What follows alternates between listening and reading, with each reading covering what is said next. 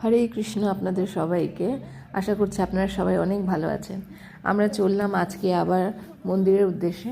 আমরা রোজ দিন একটু সময় মন্দিরে যাই, গিয়ে একটু সেবা টেবা যা থাকে একটু করে আসি।